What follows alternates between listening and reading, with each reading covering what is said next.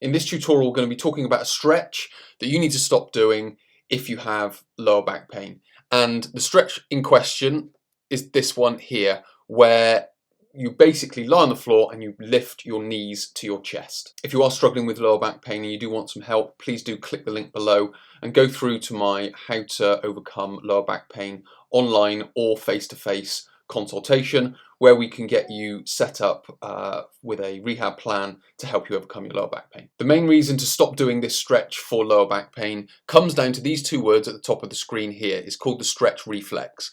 Now, when we lengthen a muscle, we think it's stretching the muscle in question, but it's doing two things. And what I'm going to do is talk about the stretch reflex and then the stretch reflex sensitivity.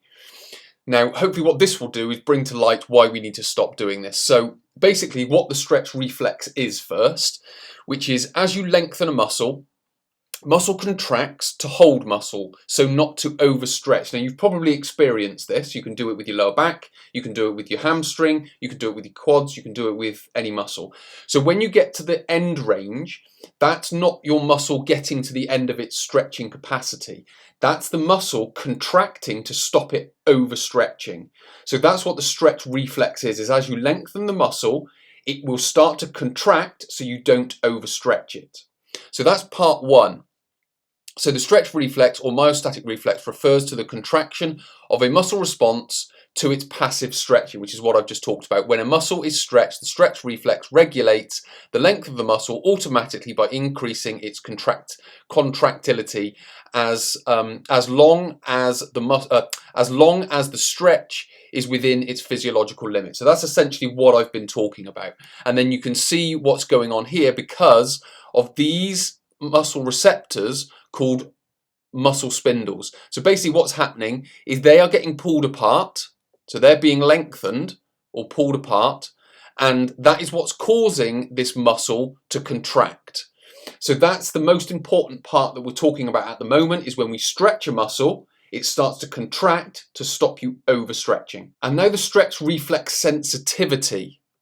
Now, the more this is repeated, the more sensitive the muscle becomes to the contraction. So what it's basically saying is the more you do this and round your lower back to lengthen these lower back muscles, what's happening is it becomes more sensitive. So it starts to kick in earlier.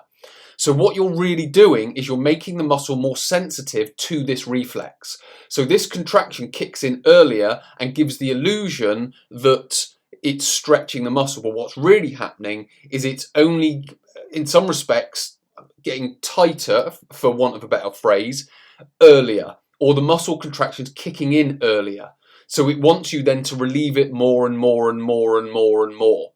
So what we need to do is we need to think about, first of all, what are the muscles that are kicking in, and then what can we do about it? Okay, so why is this stretch reflex kicking in? Well, I've talked about it because we keep stretching it, but the reason it's there in the first place is, number one, not because it's tight. So generally, it's not because the muscles are tight for being tight sake, if you will. There could be some instability in the spine, or obviously, as we've talked about, muscle contraction, which is the stretch reflex sensitivity. And the muscles that we are trying to work on are these erector spinae muscles. So you've got iliocostalis, you've got longissimus, obviously on the right side, and then on the left side, but you've also got QL, which sits underneath these. You've then also got obliques, which will or can contract as a part of that. You've got the thoracolumbar fascia that sits over the top of it, so on and so forth. So there's a number of muscles that are involved in it, and what I would generally say is it's not because it's tight, it's more because there's instability in the spine, or because of this stretch reflex sensitivity. That's the reason we're talking about it's tight. So if we keep stretching it, it's not solving the problem, it's just masking over some symptoms and potentially making it worse. How do we go about relieving this perceived tightness? Well, here's a couple of options. Well, number one, we want to stretch the hips. What can come along with instability in the spine is also tightness in the hips. So it's more effective to loosen and stretch the hips. Now, if you have very flexible hips, We then essentially skip that stage and talk about stabilizing the spine, and you could also add in there stabilizing the hip as well.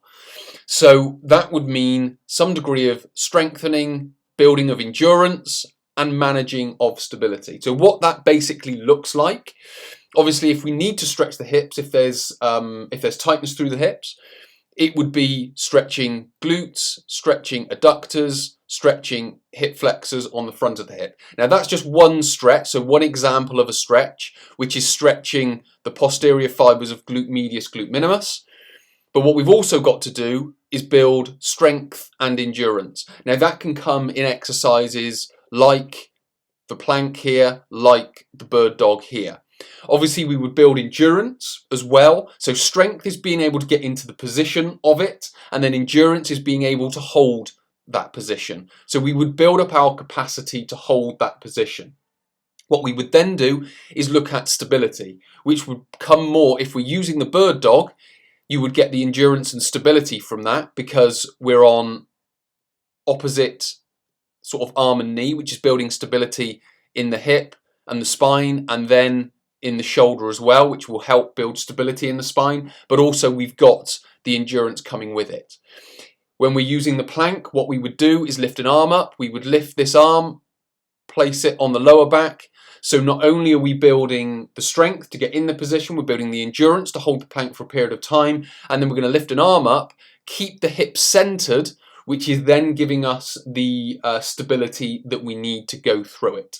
And then finally, if we want to mobilize the spine, we can use the exercise like the cat camel rather than using stretches like twisting exercises or that knees to chest exercise.